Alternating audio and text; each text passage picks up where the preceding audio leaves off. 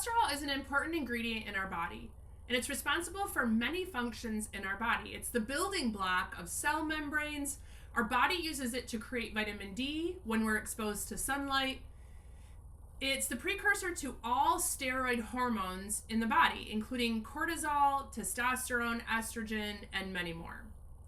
Cholesterol is used by the liver to make bile, which is responsible for digesting and absorbing fats and absorbing fat-soluble vitamins like A, D, E, and K. Cholesterol is a key component of the myelin sheath, which is the protective covering of our nervous system.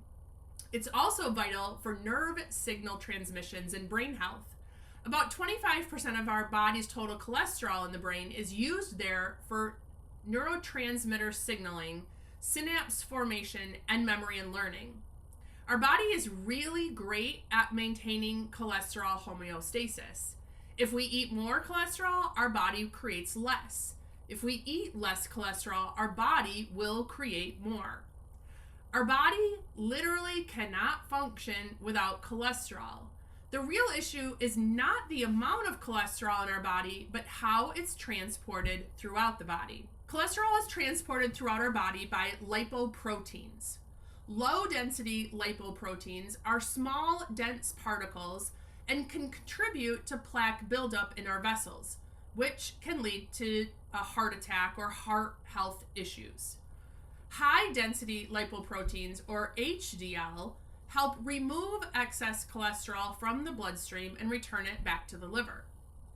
For years, we've been told that lowering your LDL is the most important thing that you can do.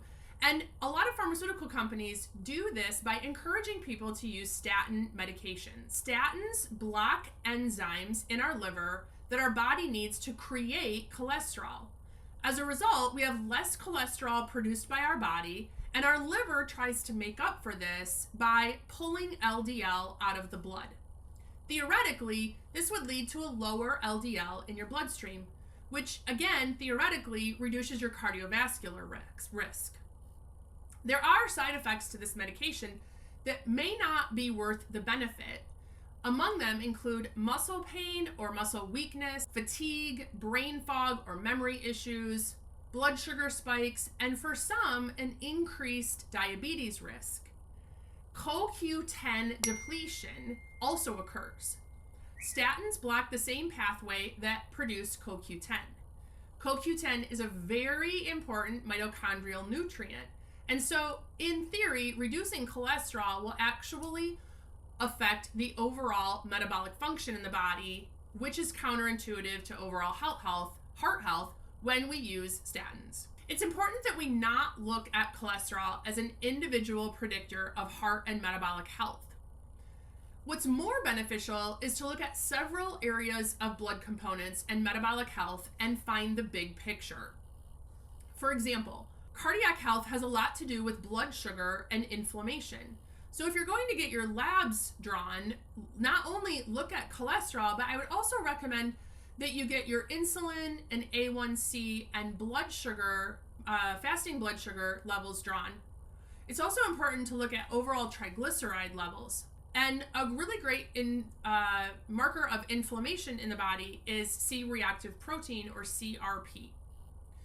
If you really want to look more closely at cholesterol levels, you can look at your LDL particle number, LDL particle size, and you can do this through labs like apoprotein A and apoprotein B. Those will reflect the total number of plaque-forming lipoprotein particles, and the apoprotein B, or lipoprotein B, is the sticky type of LDL, and this is actually a genetic marker linked to increased cardiovascular risks.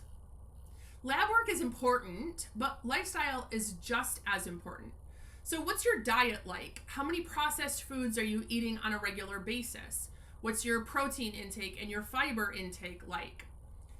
What's your level of exercise, both cardiovascular and weight training? What is your weight and waist circumference? How is your stress level, and how is your sleep? If you're going to get your labs drawn, I would highly suggest that if they come back a little concerning, start with lifestyle changes before you start using a medication that has no end date in sight. While you're getting your labs drawn, I highly encourage you to get a vitamin D level added on. Your levels should be between 70 and 90 for your immune system to function optimally.